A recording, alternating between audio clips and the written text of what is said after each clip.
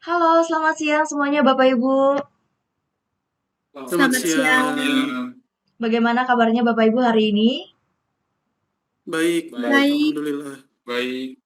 Iya, luar biasa. Dan saya ucapkan selamat datang di podcast kita pada siang hari ini bersama saya Mayang sebagai moderator dan sudah hadir di studio Pak Rian sebagai pakar hukum, Pak Juan sebagai ASN, Pak Ali sebagai Kadis Kominfo dan juga Ibu Yesika sebagai pengamat kebijakan publik. Nah, Bapak Ibu, hari ini kita akan membahas isu yang sangat nyata dan sedang terjadi di pada saat hari ini, yakni terkait dengan cybercrime di Indonesia, ancaman keamanan digital dan kedaulatan data. Nah, perlu kita ketahui bahwa Indonesia saat ini sedang mengalami lonjakan kasus kejahatan cyber, mulai dari kebocoran data pribadi, serangan ransomware terhadap instansi pemerintahan, hingga penyalahgunaan identitas digital. Nah, beberapa tahun terakhir juga kita menyaksikan kasus kebocoran data di berbagai lembaga, serta serangan cyber terhadap sistem pemerintahan yang berdampak pada layanan publik. Nah, buat Bapak Ibu yang kurang familiar dengan apa itu cybercrime, nah cybercrime sendiri adalah kejahatan yang dilakukan menggunakan perangkat digital dan juga jaringan internet. Nah, jenisnya itu macam-macam Bapak Ibu, tapi mungkin yang eh, paling sering dibicarakan itu adalah phishing, ada hacking, ada data breach atau pembobolan data, dan juga ada ransomware atau virus yang biasanya menyerang perangkat keras yang ada di instansi masing-masing. Nah, hari ini juga kita akan membahasnya dari berbagai perspektif, dan yang paling penting kita juga akan menghadirkan ASN yang tentunya Pak Juan hari ini sudah hadir bersama kita untuk bisa langsung menceritakan terkait dengan kasus cybercrime yang Pak Juan alami. Oke, kita langsung saja. Pak Juan, gimana kabarnya hari ini, Pak? Alhamdulillah baik, Bu Mayang. Oke, luar biasa. Nah, Pak, sebagai ASN yang terdampak, mungkin Pak Juan bisa menceritakan sedikit bagaimana kronologinya. Silakan, Pak. Ya, terima kasih Bu Mayang atas kesempatan yang diberikan. Dari pengalaman saya sebagai ASN, betul, waktu itu ada data pegawai dari aplikasi internal yang sudah bocor. Hanya dalam hitungan hari saja, kami menerima banyak pesan phishing yang menyebutkan data sangat spesifik terkait dengan nama unit kerja, nomor telepon kantor, bahkan sampai ke detail administrasi.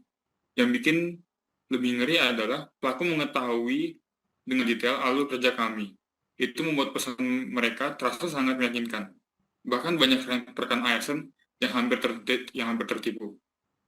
Oke, jadi kebocoran data ini bukan cuma masalah teknis ya Pak, tapi juga bisa menyerang langsung psikologis dan juga kepercayaan pegawai yang ada di instansi Bapak.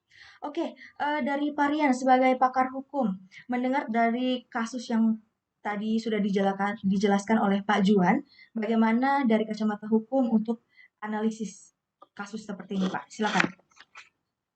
Baik Ibu Mayang, terima kasih atas kesempatannya.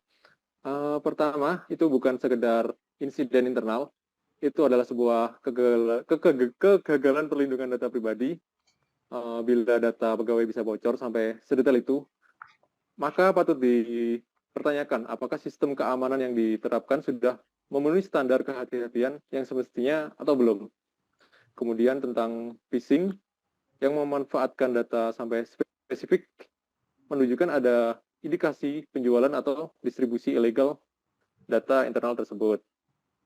Kemudian secara normatif, kita sudah memiliki Undang-Undang Nomor 27 Tahun 2022 tentang perlindungan data pribadi. Undang-undang ini merupakan amanat dari pasal 28G ayat 1 Undang-Undang Dasar Negara Republik Indonesia tahun 1945 yang mana menjamin hak setiap orang atas perlindungan diri, pribadi, dan rasa aman. Undang-undang perlindungan data pribadi ini secara tegas mewajibkan pengendali data untuk menjaga keamanan dan kerahasiaan data pribadi yang dikelolanya. Artinya, ketika terjadi suatu kebocoran data, itu bukan hanya persoalan teknis sistem yang diretas, tetapi juga menyangkut tanggung jawab hukum dan akuntabilitas suatu institusi. Begitu Ibu Mayang. Oke, terima kasih Pak Rian atas penjelasannya dari sisi hukum dan kita ke sisi kebijakan publik. Bu Yesika, apa yang terjadi pada Pajuan ini mungkin cuma satu dari sekian banyak cybercrime yang telah terjadi di Indonesia dan bagaimana Bu Yesika melihat ini dari sisi kebijakan publik? Silakan Ibu. Baik, terima kasih Bu Mayang atas kesempatannya. Betul sekali, kasus dari Bapak Juan itu adalah potongan kecil dari persoalan yang jauh lebih besar, yaitu krisis kepercayaan publik terhadap tata kelola data negara. Ketika data pegawai saja bisa bocor, lalu muncul pertanyaan di tengah masyarakat, bagaimana dengan data masyarakat umum? Jadi, dalam perspektif kebijakan publik, ini adalah isu tata kelola, regulasi, pengawasan, dan akuntabilitas. Negara memiliki kewajiban konstitusional untuk melindungi hak privasi warga negara. Ketika kebocoran terjadi berulang kali, maka masyarakat melihat ini bukan lagi sebagai insiden, tapi sebuah pola kegagalan yang dimana harus diperbaiki. Begitu Mbak Mayang. Oke, terima kasih Bu Yesika atas penjelasannya. Nah, dari pihak Kominfo, Pak Alif sebagai Kadis, bagaimana realitas di lapangan dan juga tantangan terbesarnya, Pak? Silakan. Ya, baik, terima kasih Ibu Mayang. Ya, kalau kita bicara realita ya, tantangan terbesar kita sebenarnya bukan hanya teknologi, tapi keteraturan. Banyak instansi sudah cepat melakukan digitalisasi, membuat aplikasi, membuat layanan online, tapi sistem keamanannya itu tidak ikut dikembangkan gitu. Jadi adanya ketimpangan. Sering saya temui sistem yang dipakai bertahun-tahun tanpa dilakukan upgrade, tapi tetap memproses data sensitif setiap harinya. Itu seperti kita menyimpan barang berharga di lemari tua. Kelihatannya memang berfungsi, tapi sebenarnya rapuh. Ketika terjadi kebocoran, publik melihat instansi tertentu yang salah. Padahal akar masalahnya itu sistematik. Standar keamanan belum merata, budaya menunda-nunda, dan asumsi keliru bahwa selama belum ada insiden, berarti sistem itu aman. Di Kominfo, kami dorong integrasi keamanan yang lebih ketat. Tapi ini tidak bisa hanya satu arah saja. Semua lembaga itu perlu sadar bahwa keamanan bukan hanya sekedar anggaran, tapi mentalitas kerja. Karena pusat bisa saja kuat, tapi kalau di daerah servernya masih karatan, ya risiko tetap saja tinggi. Begitu Ibu Maya.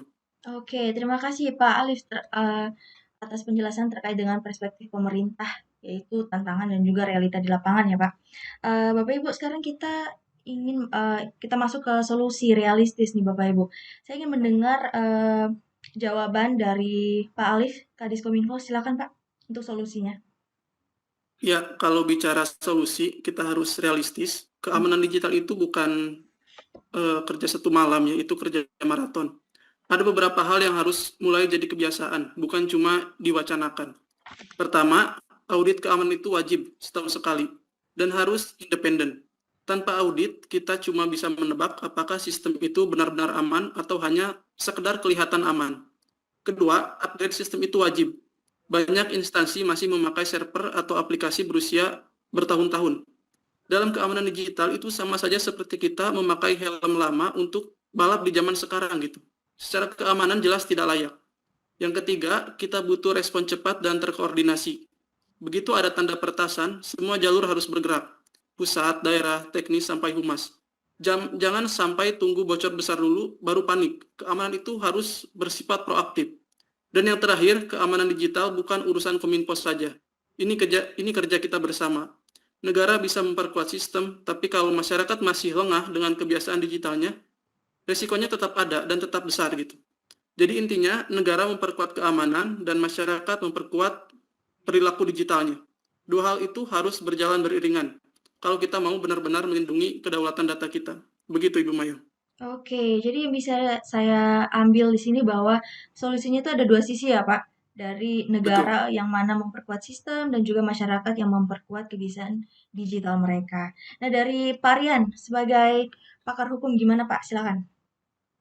Ya, terima kasih Bu Mayang. Dari segi hukum, maka lembaga yang lalai itu seharusnya bertanggung jawab, bukan sekedar meminta maaf semata. Sehingga wajib mempertanggungjawabkan kelalaiannya sesuai dengan ketentuan peraturan perundang-undangan yang berlaku. Karena kalau tanpa tekanan hukum, perubahan itu tidak akan terjadi. Selain tanggung jawab dari pengendali data pribadi, apabila ada kebocoran data pribadi, Sesuai dengan pasal 12 Undang-Undang Perlindungan Data Pribadi menegaskan bahwa subjek data pribadi berhak untuk menggugat dan menerima ganti rugi atas pelanggaran pemrosesan data pribadi tentang dirinya sesuai dengan ketentuan peraturan perundang-undangan. Demikian, Ibu Mayang. Oke, terima kasih Pak Rian. Sekarang dari Ibu Yesika dari sisi kebijakan publik, silakan Bu. Baik, terima kasih Bu Mayang. Dari sisi kebijakan publik, di sini harus ada transparansi insiden. Publik wajib diberitahu dalam waktu 3 kali 24 jam saat terjadi kebocoran, serta mencegah penyalahgunaan data pribadi menjadi permasalahan yang lebih besar. Kemudian yang kedua, menurut teori kebijakan regulatif, negara harus memiliki aturan yang jelas untuk mengontrol perilaku dan memberi sanksi kepada peretas data publik. Kemudian yang terakhir yaitu penguatan kapasitas lembaga. Harus adanya keamanan cyber antara Badan Cyber dan Sandi Negara, kemudian koordinasi lintas kementerian termasuk Kementerian Komunikasi dan Informatika Republik Indonesia. Baik, begitu Mbak Mayang. Oke, terima kasih Bu Yesika atas penjelasannya. Dan yang terakhir dari Pak Juan dari sisi pengguna atau ASN yang terdampak, silakan Pak. Terima kasih Bu Mayang atas kesempatannya. Kalau dari sisi ASN atau dari penggunanya itu sendiri, mereka harus memiliki password yang berbeda, mengaktifkan kode OTP, jangan pernah memberikan kode mengenai apapun kepada siapapun, termasuk kepada pihak yang mengaku dari instansi. Sekian dari saya. Oke, luar biasa. Terima kasih Bapak Ibu atas penjelasannya. Mungkin yang bisa saya ambil dari Pak Alif terkait dengan solusi yang bisa dilakukan. Yang pertama ada upgrade sistem, ada kita butuh respon yang cepat dan koordinasi dari berbagai pihak, ada audit keamanan, dan juga dari sisi hukum seperti yang dijelaskan oleh Pak Rian tadi, lembaga yang lalai harus bertanggung jawab, dan dari Bu Yesika juga dari sisi kebijakan publik bahwa ada transparansi insiden, dan dari Pak Juan sendiri bahwa dari sisi pengguna itu perlu adanya perlindungan data misalnya aktivasi OTP dan jangan pernah memberikan kode apapun kepada siapapun yang mana yang termasuk yang mengaku dari instansi terkait. Oke, Bapak Ibu terima kasih banyak atas penjelasan dan wawasan yang diberikan pada podcast kita hari ini, dan dari diskusi kita hari ini kita belajar bahwa cybercrime itu bukan lagi ancaman abstrak tapi bisa menyentuh setiap individu, bahkan ASN yang menjadi tulang punggung birokrasi negara. Nah, ancaman keamanan digital ini juga bukan hanya persoalan teknologi, tetapi persoalan hukum, kebijakan, dan juga integritas tata kelola. Semoga diskusi ini bisa menjadi wawasan kita semua dan membuka kesadaran bahwa keamanan digital adalah tanggung jawab kita bersama. Terima kasih banyak Bapak Ibu atas penjelasannya dan semoga kita senantiasa dilindungi oleh Tuhan Yang Maha Esa. Terima kasih.